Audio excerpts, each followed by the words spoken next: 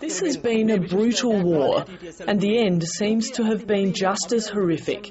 In the smoking ruins of the camps where the last battles raged, it's clear this conflict has been fought amongst the civilian population. The tent cities where families have been huddling were also battlefields. It's been an unimaginable hell. There couldn't have been a worse place on the planet to be than that very small stretch of beach over the last weeks. The government says the Tamil Tigers, known as the LTTE, were using the civilians as human shields. Now, the biggest hostage rescue operation in the world has come to a conclusion. But international aid groups hold grave fears for the thousands of civilians in the conflict zone and nearby camps.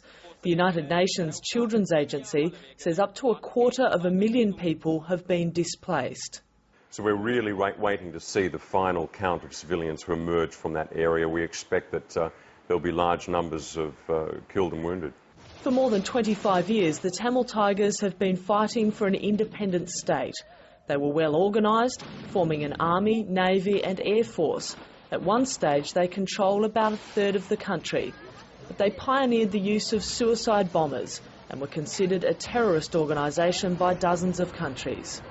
While the military defeat seems decisive, Tamil separatists will try to continue the fight. If the government is draconian in its approach to the north, then I think the campaign will continue in a much more prolonged form.